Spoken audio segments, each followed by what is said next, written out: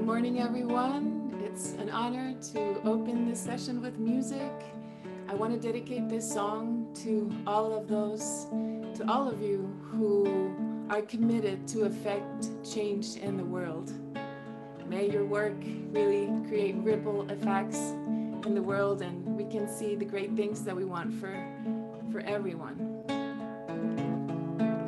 The song is called Todo Cambia, which means everything changes. Cambia lo superficial,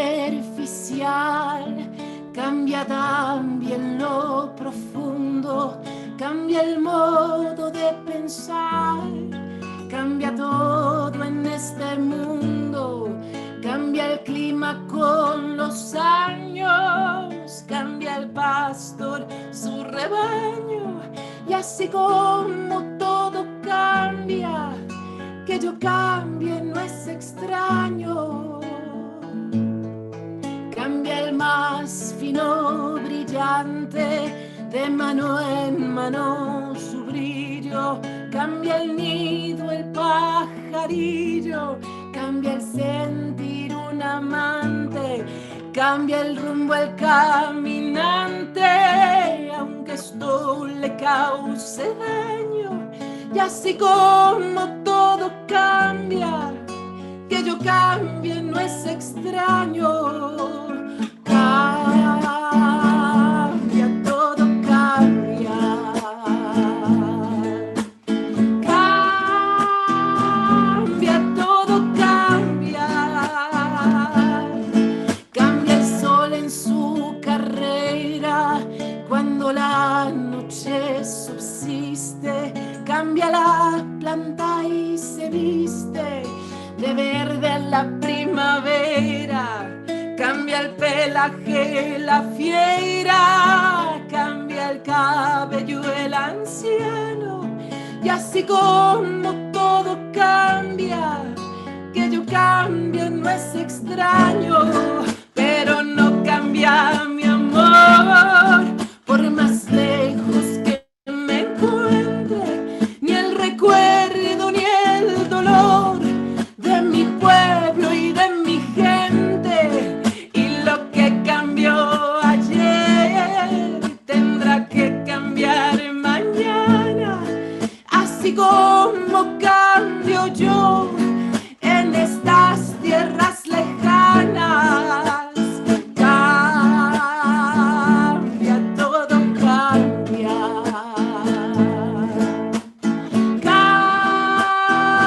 Cambia, todo cambia.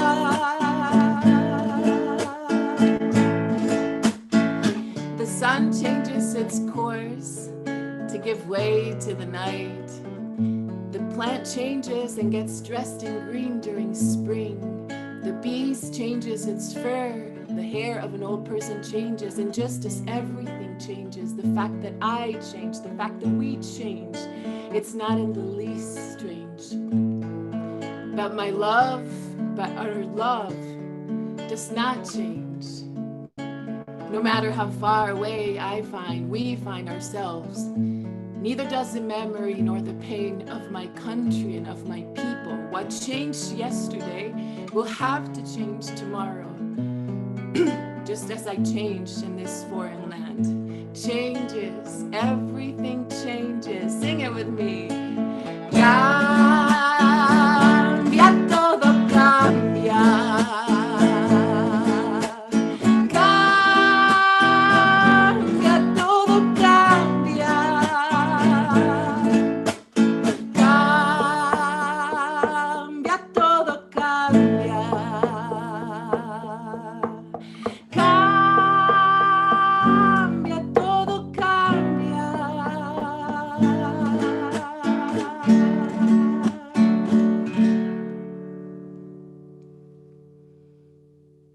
Have an amazing day, everyone. Thank you.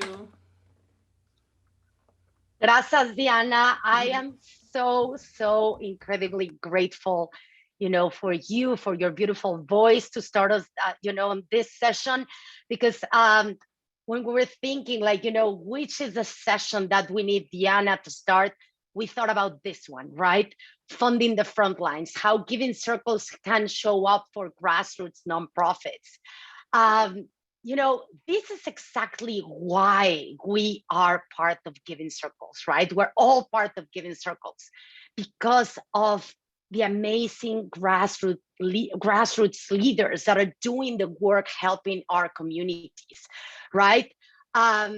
They know what is needed. They know what their communities need. And let us all be just instruments to get them the support, the funding for them to continue the amazing work that they do every single day.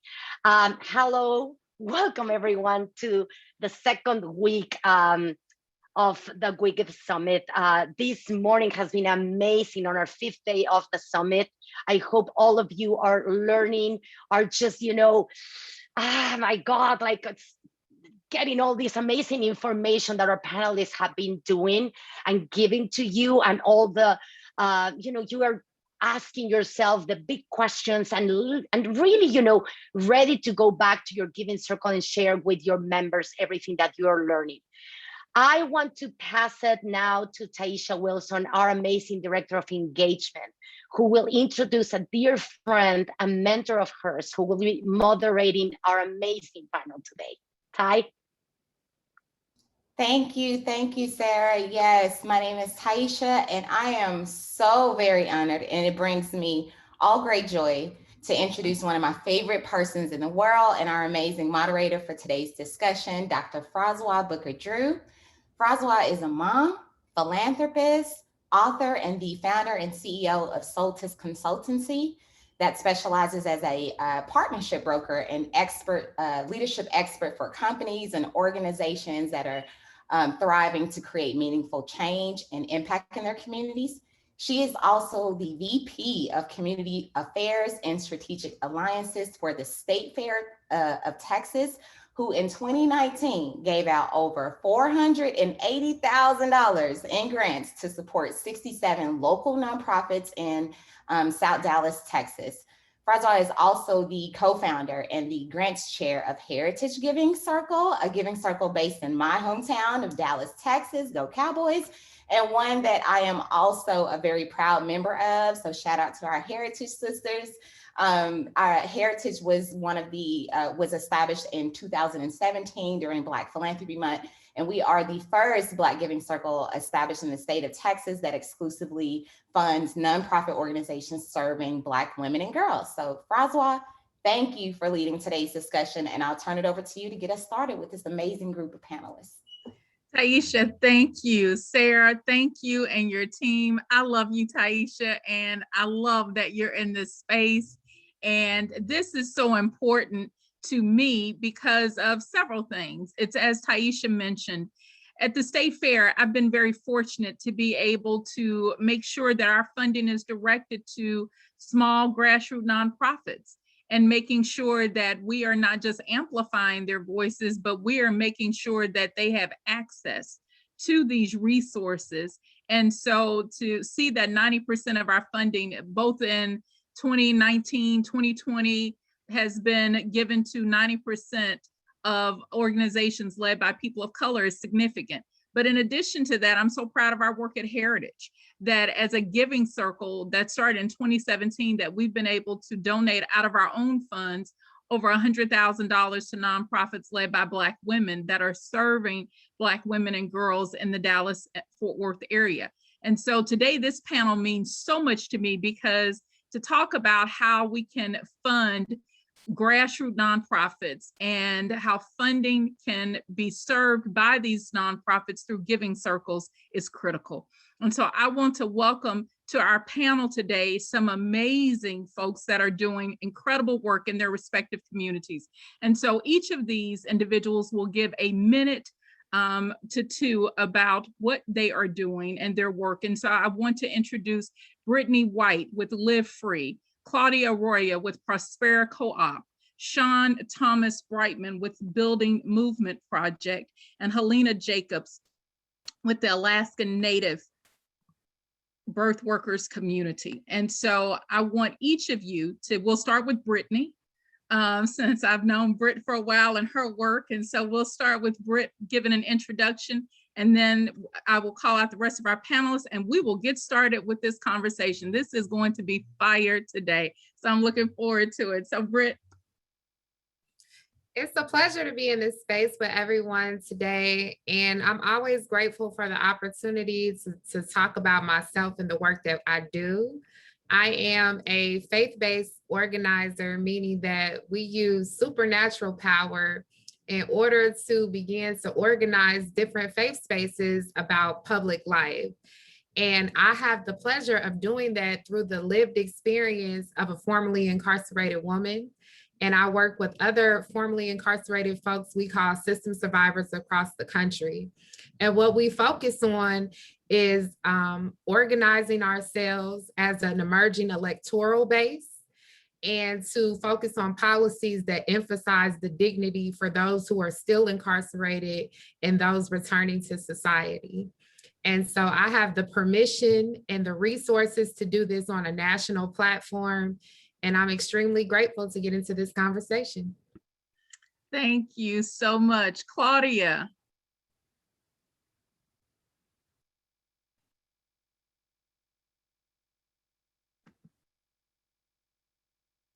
Unmuting myself, it was kind of hard.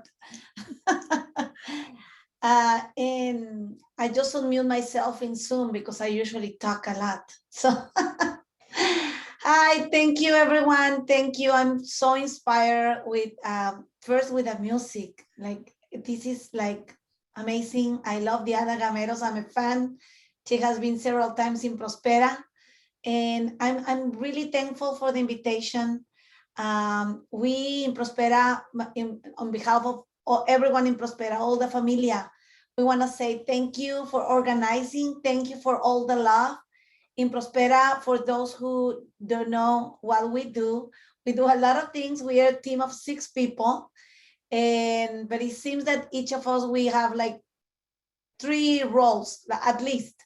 And we support women, Latina entrepreneurs, to launch co-op businesses. And this is more than, we use entrepreneurship as a vehicle for transformation.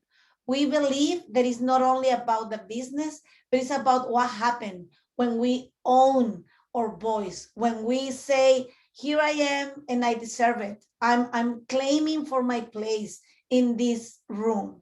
So Prospera is about that. It's about raising our voice and recognizing that everyone has a powerful story to share. And it's so important to recognize my journey.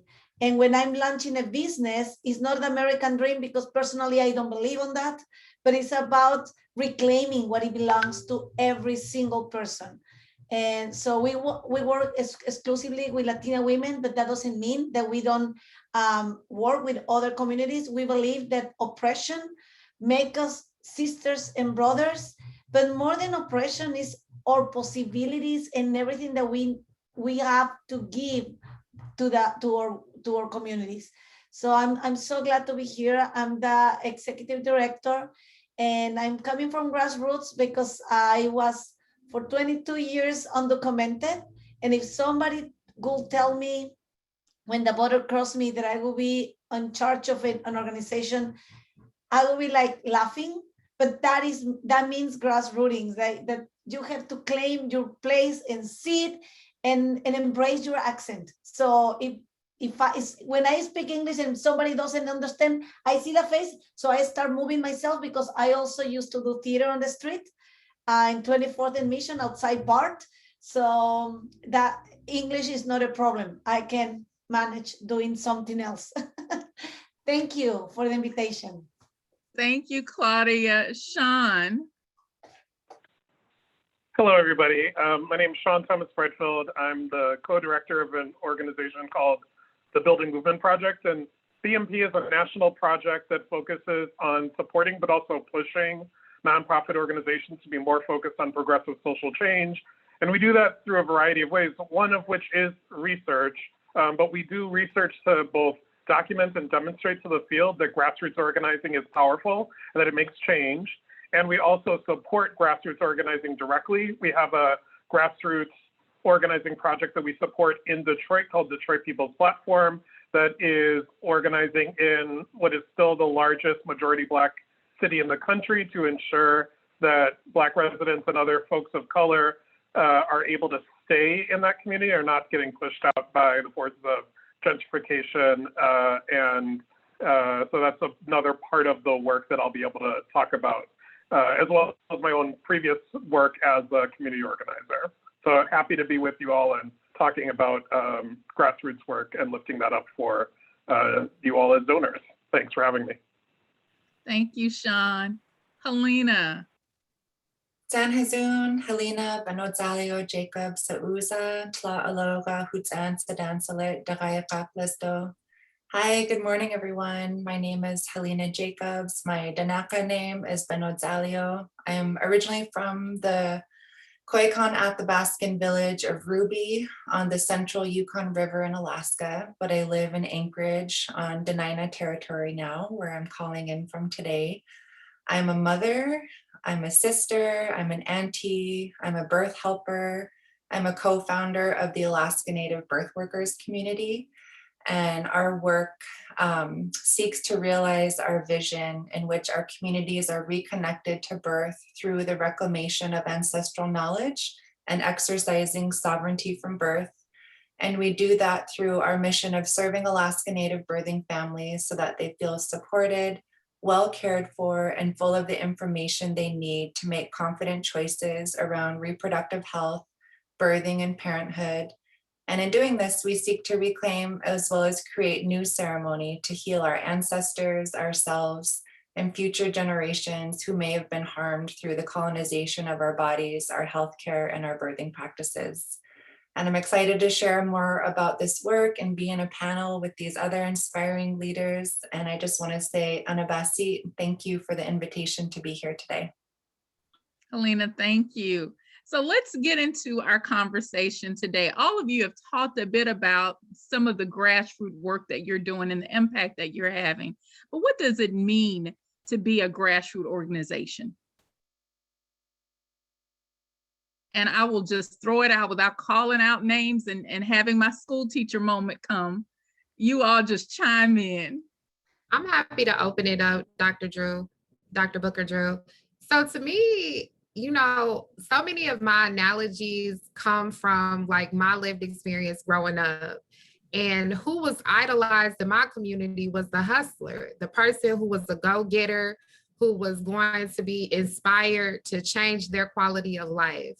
And it also reminds me of like your local rapper who would sell CDs out their trunk of their car at the corner store.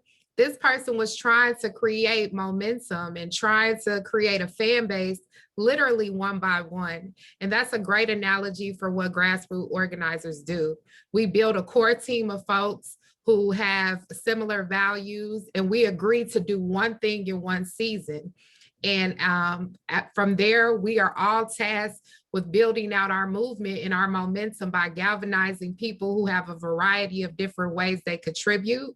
The other thing that I'll say is that the forward-facing person, or what is often coined as the activist, is the person who often gets fetishized in movements, thinking that they're the source of the power. But it takes people who are working the background, people who contribute financially, especially, to really tie the movement together so it's sustainable. Anyone else? Please chime in. Yeah, thank you. I feel inspired by what you shared, Brittany. And as English is my second language, I always like to understand why grassroots. And I also I invite everyone who's here, the 40-something people. What are the like grassroots? And this weekend I'm about to clean my backyard. And what it comes all the time back, it doesn't matter what I do, is the grass. And the roots are really strong. And they are connected to each other. And it's not that easy. And so many times they are not considered part of like the garden because we need to, but if it's fancy, yes, grass, like fancy grass. So when I was talking about that, I remember my 22 years of being a waitress. And even though that I graduated in Mexico in one of the most prestigious schools with a scholarship in el Tec de Monterrey, every time that I mentioned, people look at me and it was like kind of like, really? And for me, grassroots means radical inclusion. It doesn't matter your color. It doesn't matter your accent. It doesn't matter your legal status. You belong. And it's, believe it, because I totally feel when there's a pobrecita, like, and it could be good intention. But you know, my mom used to say the hell is full with good intentions. So it doesn't matter if you are like, oh, let me help you. Oh, you are undocumented. Oh, you have accent. Oh, you have to, I don't know. So radical inclusion is that we are equal. We look at each other. We hear at each other and we fight together and we celebrate together. So in Prospera, the radical inclusion is in our programs. When we're gonna hire somebody, our program participants sit and they decide. Our fellowship program, there is a paid fellowship, they decide who's in the front. And it's not a competence, it's not like who's better, but it's like who's gonna open the path for the rest of us. We have a fund that is governed by all the participants, and it's called the Latina Entrepreneur Resiliency Fund. We gave almost 200,000 last year. And instead of charity, it was like a giving and receiving circle, because radical inclusion means I know that you need, but I know that you are powerful. So we recognize our needs and we recognize our power. For me, that is grassroots. I can jump in too. I heard Claudia say that they're run through a group of 6 people. And I heard Brittany say that a lot of her own lived experience informs her work. And I really resonate that, because we're a small grassroots founded group led by 6 Indigenous women, and our life experiences and our participation in and as part of the community that we serve really informs our work. We came together in direct response to the needs that have been expressed by our community, including us. And we each bring our unique talents to this work in service of our community. We operate on a consensus decision-making basis. We don't have any hierarchical structure. And we operated purely as volunteers for the first 3 years of our work, just doing what we could in whatever capacity we could to serve our community, while also raising our own families and holding down full-time jobs and maintaining other responsibilities in our community, simply because we have such a deep love and passion and commitment to this work. And we're willing to do whatever we could with whatever resources we had to fulfill our mission. Thank you. Sean? Yeah, I would agree with everything that's already been said. And, I think that there's obviously going to be a spectrum of how grassroots organizations operate. But I think that what's key to sort of a differentiating factor of grassroots organizations compared to maybe other nonprofit organizations is around, issues of power and leadership and proximity, right? So grassroots organizations center people who have lived experience, and they value that as a key feature of organizational leadership and decision-making power. And I just don't think that is the sort of normal way that many organizations operate, particularly organizations that have either been rooted in or adopted more of a charitable model that relies on sort of expertise, professionalization to deliver information or services, or, I think even in some cases with organizing, campaign expertise on behalf of communities. Grassroots organizations are about power about power being shared by people who have direct lived experiences of the problems the organization is confronting. And I think that is, both part of the radical inclusion, as Claudia said, but it's also part of the radical potential of grassroots organizations, because those organizations, really are organizations where leadership is being cultivated such that grassroots members are developing the capacity to be leaders, and they carry that out in other parts of their lives as well. And I think that that's part of the kind of cultural and community transformation that we're all seeking. Thanks, Sean. And all of you mentioned, these elements that make grassroots organizations so important and impactful. And yet we know that it can be challenging to be sustainable. So talk to us about some of the challenges that you face as an organization. Even though you've got all of this lived experience, you are cultivating leaders, you are in proximity to the communities that you serve and know their needs. And yet there is this other piece that makes it difficult for you to continue that work. Share with the audience those challenges, and you can just jump in. So maybe I'll start just to acknowledge that I think part of the financial challenge that grassroots organizations face is as a result of their organizations operating in a way that is counter the dominant culture. And so given how capital operates and flows in our society, given the racial wealth gaps that exist in our society, organizations that are rooted in communities having direct experience of the negative effects of our form of capitalism, racialized hierarchy, et cetera, means that those organizations are not likely to have access to the kind of people with wealth that make it possible for organizations to sustain themselves. And furthermore, the fact that grassroots organizations are often seeking much more radical transformation of the social order that is also in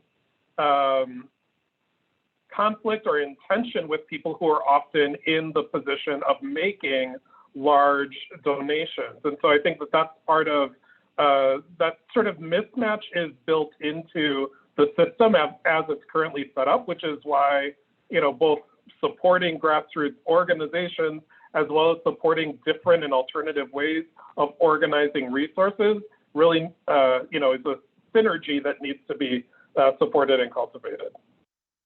And Sean, you're absolutely right that it can be in direct opposition when you're talking about power dynamics within foundations and community-led organizations. So Helena, share with us what have been some of your challenges in being sustainable. Sure. I'll first start by just describing some of the values that we use in our operation, and that's responsibility to community, culturally matched care, maintaining connections to our sacred lands and waters, and upholding ceremony and cultural teachings. And for those of us who came together and started organizing around this shared work, this is just what we do in life as Native peoples.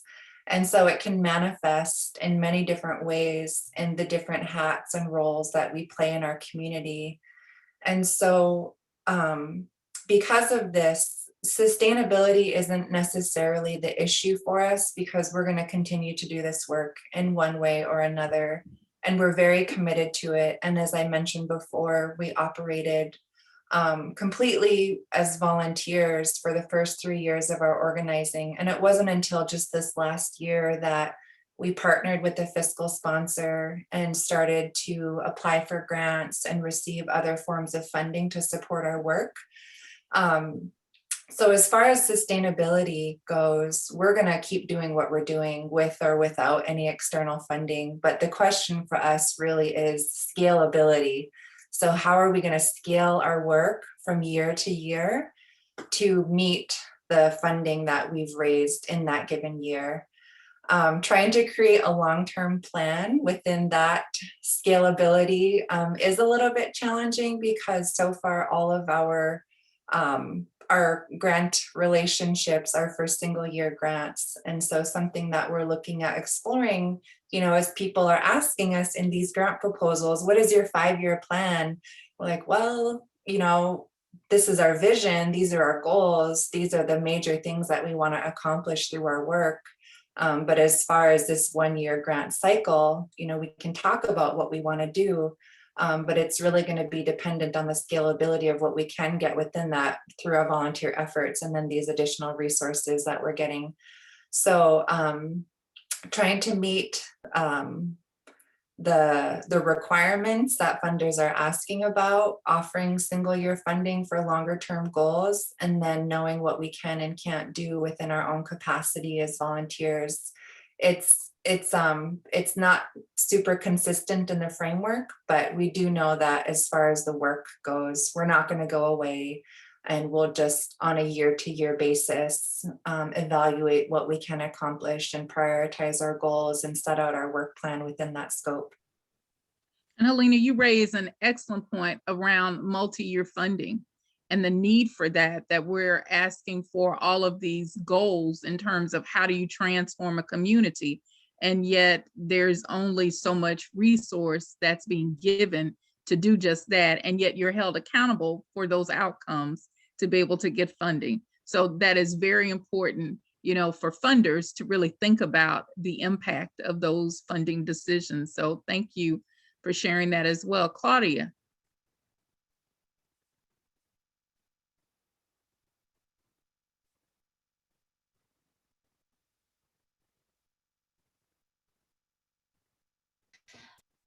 Is going crazy, so it doesn't.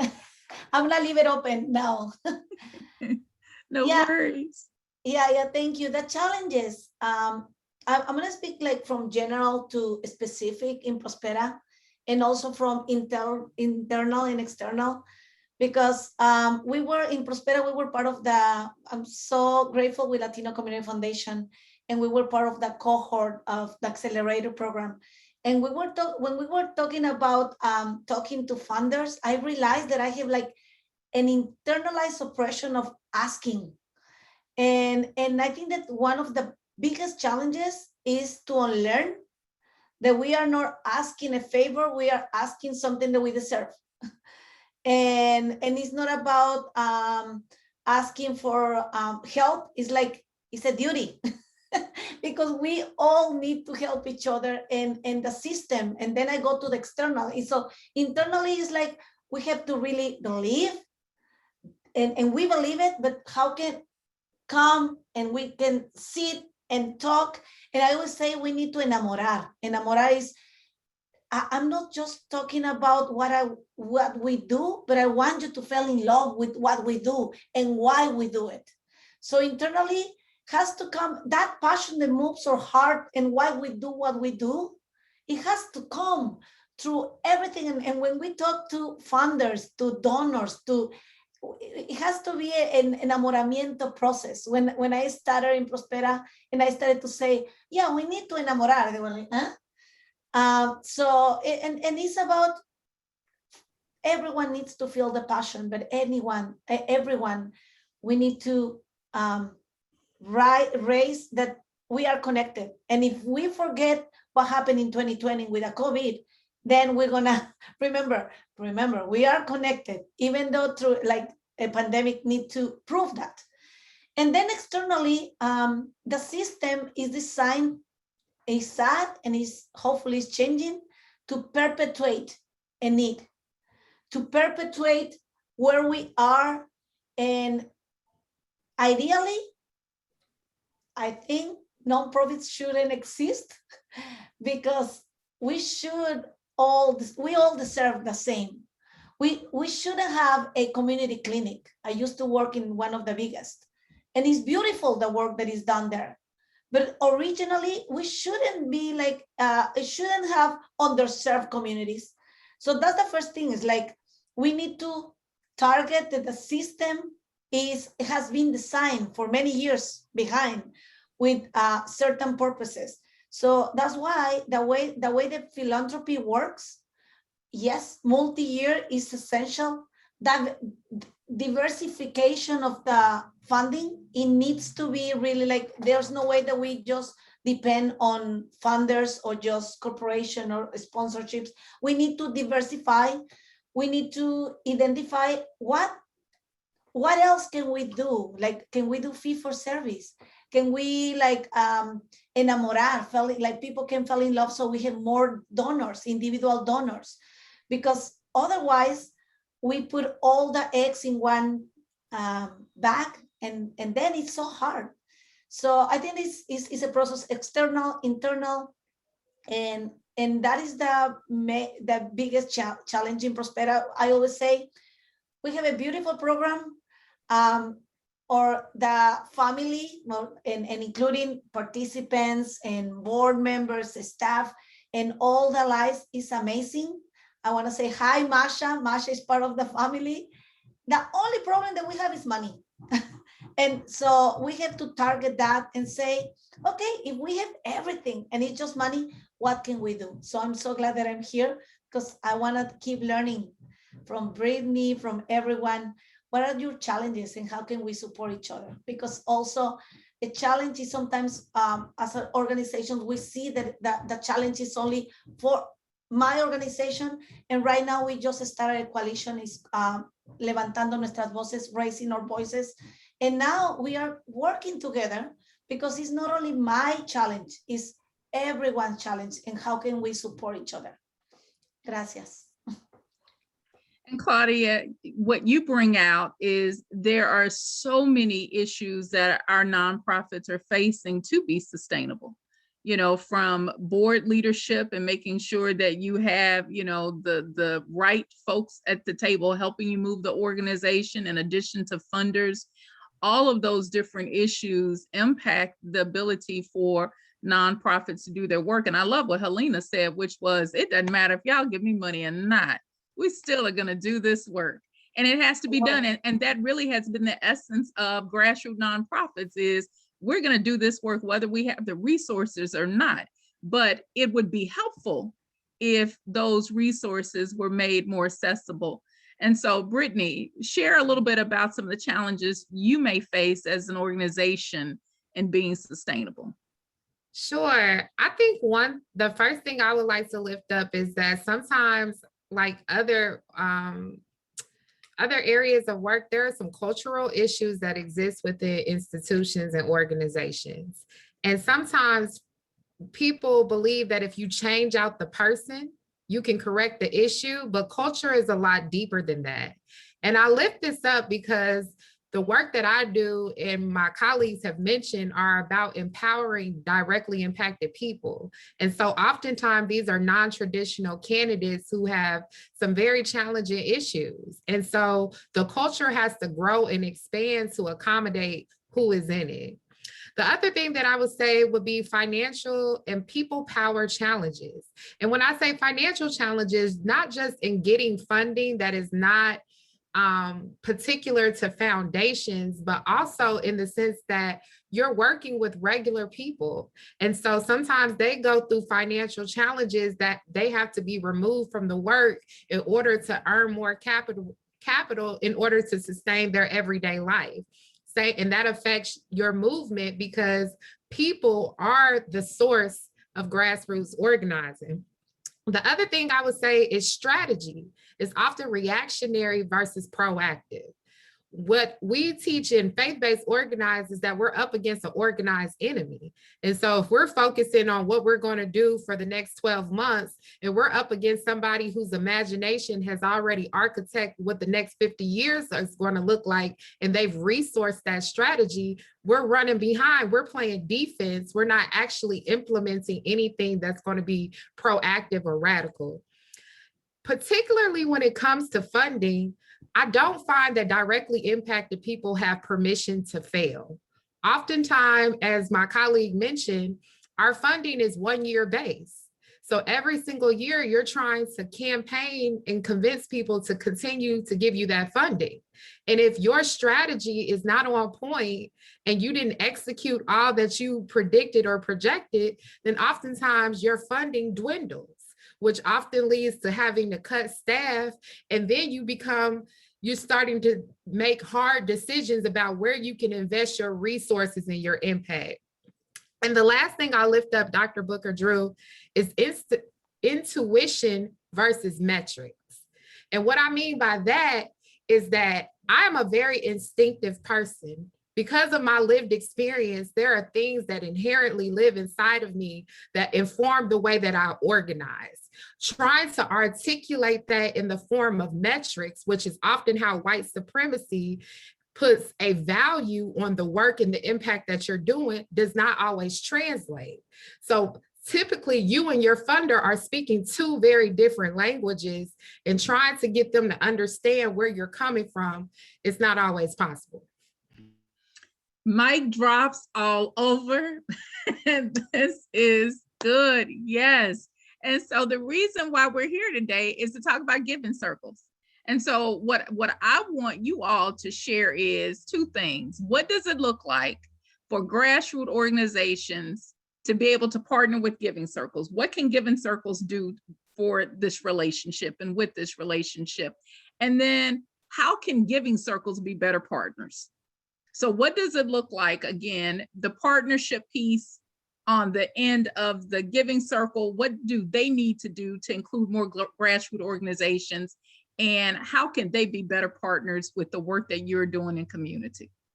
When I think about these giving circles, I think about what I've learned from like my African brothers and sisters, where I believe some West Africans call them susus.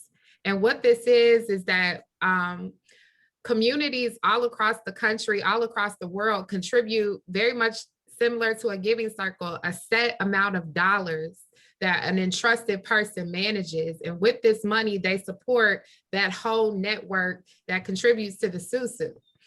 And when I think about my work, first of all, I think that the template and the example that there needs to be more giving circles created. So I would love to see a formally incarcerated giving circle created that is able to sustain our work, right? But I think this happens with like Heritage Fund was mentioned to do. You have to give like that first pot of money to get people started, to get their imagination around what this can be and show the impact. And then I think also we have to be clear about what our values are, right? And taking those values and attaching our treasure, our money to those values, and being willing to sacrifice, like we have to substantially give in order to make that impact that we want to see. Thank you. Yeah, I would add, I think that as giving circles may be getting started, there may be some analysis that that goes into what are the sort of holes in the philanthropic landscape in a particular community, right? And I think oftentimes what is surface is that grassroots groups are under-resourced, grassroots organizing is underinvested as a strategy, et cetera. And so then giving circles then try to fill those holes, which I think is crucial.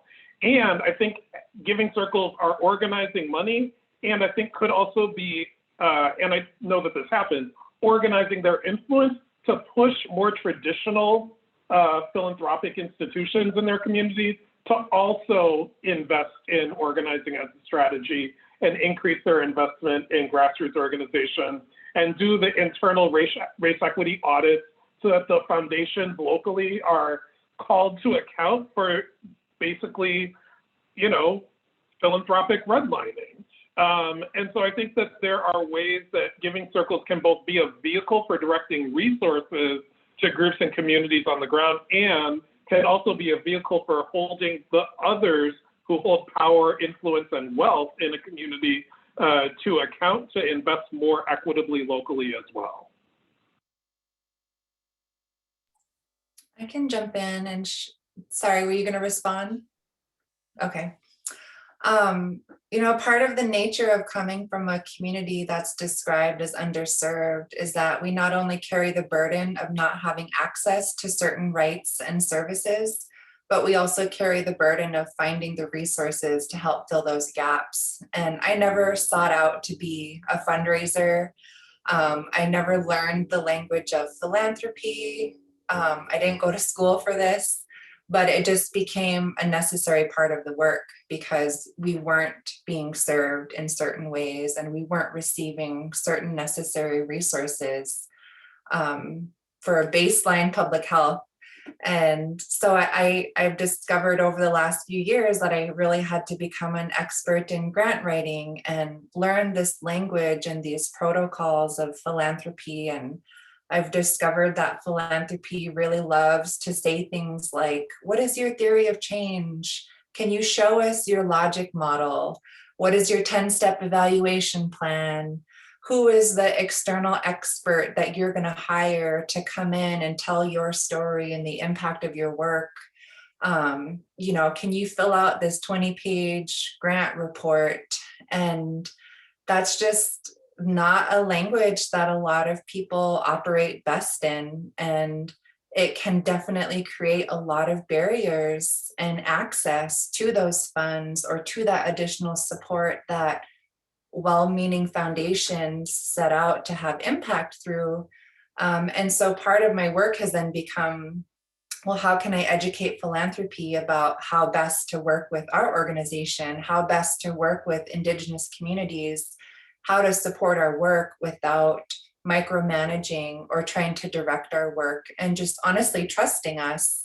And what is it going to take in that upfront getting to know each other, courting each other phase to build that trust, so that then they just say, we want to support you, do your thing. And if you send us a couple of photos and some quotes about people that were impacted by your work, we'd love to hear about it in that way. And the thing that I'm learning about these giving circles is that it really is founded in the power of people and this genuine interest in just supporting brothers and sisters and siblings and neighbors to do the work without a lot of those like industrial barriers or overwhelming administrative burdensome work that can come with playing the game of philanthropy. And I'm new to learning about giving circles, but everything that I've loved so much is that everything that I've learned is that it's helping to share resources in a different way that removes some of those barriers and boundaries and puts the trust in the group that it's committing to supporting. And so I'm grateful for that and say, keep on doing that. Claudia. I can jump. Now I unmute myself already. Yeah, everything that has been shared, I'm really grateful. And every time that I participate in a panel, I learn a lot. Thank you. And it makes me think in power and privilege, because the relationship with money, with this reality of philanthropy and funding is just like it really pushed a button, like you were sharing, Helena. I never imagined. I've been in this field, like developing the curriculum. I'm a fish in the water when I'm teaching and when I'm like learning and doing theater. But when I was offered to get this position, that biggest challenge, it was like come to a new world that is the funding world, and creating partnership with those who believe in our work. Sometimes, as Brittany was saying, it's like we are speaking different languages, and the elephant in the room has to be named. It's about power and privilege, and it's not about being rude, but it's about being honest and transparent and saying what we need. Maybe you don't see it because you have it, and that's privilege. And it's so hard that you see what our community is going and thriving if you've never been there. So, and that is not a problem as soon as we speak it and we move a transactional relationship to a really deep relationship. And to have a deep relationship implies that we have the room to share even painful stuff. And I always say that Latino Community Foundation, because we are funded by them, is one of our most, Jacqueline and Masha, and we have a beautiful relationship. That is the type of relationship where we can share, say, do you know, this is what we need. but we go usually because it's a power and privilege, is changing because we as an activist, we have to be activists instead of just playing the rules, and the rules need to change. Like the song that Diana shared with us, in that everything changes, but the changes happen when we, the people, decide that it's time to change. History shows that even the most horrible oppression was ended because people decide to change it. So what type of partnership I believe that we need in Prospera, and we need a relationship where we go beyond a transactional relationship. So what do we need in terms of the giving circles? I'm really grateful. We've been working with Latino giving circles for the last years. And I really believe that is that you trust, that you believe in what we do, that you believe in that we are investing in the real spots, in the needs. But there's even more. And maybe I'm opening a Pandora box because but I'm saying, ask yourself. Right now, we are working with Latin entrepreneurs, and these Latin entrepreneurs, they have at least 2 jobs. We started to have a fellowship. It's a paid fellowship, because when we talk to them, we do focus group all the time to change our programs. And they say, the biggest challenge is that I don't have time. So right now we have a fund that is called Power of the Dream, and it has right now 4 components. One component is the fellowship, is a paid fellowship, but also we want to, we have a health, holistic health fund where people can go on vacation if they need it. That shouldn't be a question. That should be something that everyone should do.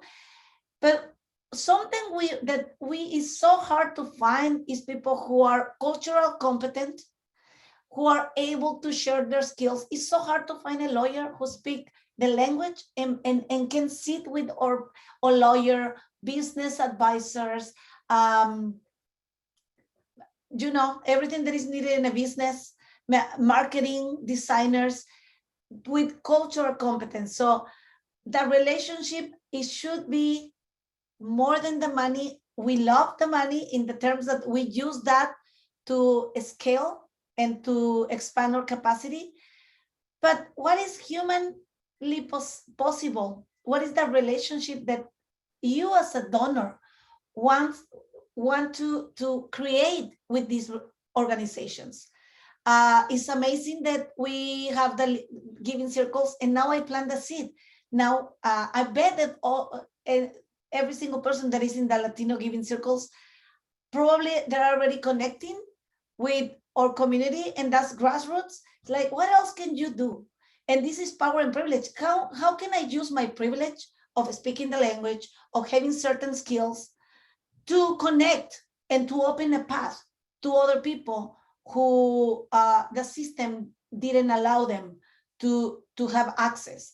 So there's a lot of possibilities, and that's my dream, that we can connect not only in the financial level, but in the human level. And then we're gonna do revolution. It's how revolution starts, when we connect. And Claudia alluded to an excellent point that is one of the questions in the chat box, which is really about trust-based philanthropy, because you talked about the relationship that you've had with, a particular foundation in your area, that you've been able to share and talk to them, and there's some changes that are happening because of the connection. So it sounds like part of the way that we can build, trust-based grant making is proximity. It's being able to have those kind of conversations that are necessary. Quickly, as we get ready to close this out, what are some other tips that you would give to funders, as to how they can build this trust-based grant making, and what are some things that they should not do? Well, I mean, in terms of the should nots, I think minimizing reporting requirements as much as possible, for all of the reasons that people talked about. And, I think to the extent that it is strategic and beneficial for the organizations receiving the support to, as a giving circle, help tell the story of the success of the grassroots work, because I think that other funders, other people with wealth and resources are influenced by their peers oftentimes, more so than those of us who are in the grant seeking role. And so leveraging that power and influence to validate and amplify the work that grassroots organizations do, that seems really useful and strategic. Yeah, I'm sorry, Dr. Booker. Go. I would just come behind that and say that what has been really influential in my personal work and development is my funder has also leveraged their network to me. So whereas operations is not like my strong suit, if you're able to fund a grassroots organization, then you probably have the quality of a network that has soft skills or influence that could be beneficial to the organization within itself. So not just giving substantially financially, but also asking, how can you be in relationship with that organization? Where are the gaps in their skill set and their support, and being able to connect them to people who could fill in that gap? And then the last thing, as far as like what not to do or what you could do better, I would say that having like check-ins with my funder where I can be very honest about what's going right without feeling like it's a threat to my direct funding, but we can course correct together, has also been super influential in my success. I can jump in. And it's something connected to what I was already saying. It's a relationship, it's creating like bringing our values and to the relationship with the funder, with the donors, high donors, and those, our values should be on front of everything. And so transparency about what we do, like in the case of Prospera, what we do and what we don't do, because see, so many times I have I see that sometimes it's like the funding is designed according to what the funder believes is needed. And it's so dangerous to give up on your values and in the need that you see, that it's so important that we don't give up our values. And sometimes we have like talk or 6 people saying, we have to let go of this, and it's $300, but $300,000, but you know, it doesn't match with what we do. And so we have to be really honoring our values. And sometimes it's so hard, but it's education. And when you speak your truth, maybe that funder won't get it in that moment, but maybe in the future. And it's about education and saying, this is what we need. And also be real about what is the like in entrepreneurships, for example, it's expected that the growth is linear and people goes like this. But what about all the challenges and the reality and the context? People get sick and they don't have access to healthcare. People lose their jobs because there's an immigration rate. People, so there's so many, so there's no way that we can expect the same as set a cookie cutter for the like launching a business. So it's something that we now bring to the table when we speak to funders and say, this is a reality. We are not able to promise these deliverables. We wish they can, in 2 years, they can launch and they can double their sales, but don't oversell just to because you're afraid to speak out. So I think that is the main thing for us, that we and what shouldn't do, what should do also. I have great experiences when I come to people that come from our community, and funders should be able to identify more and more cultural people, competent, and if it's possible, linguistically competent, so they can connect. And if they have some background in nonprofits or grassroots organizations, it will be amazing. But sometimes it just comes directly from university and I have nothing against university, but it's just, it has to come with practice, because otherwise they're so hard that they connect. So please hire more people who's connected to the community. And I also, I agree, Sean just mentioned, like, minimize, if it's possible. We have spent a lot of time. Right now we have like 4 reports, 3 grants to write in 1 week, and we are 6 people.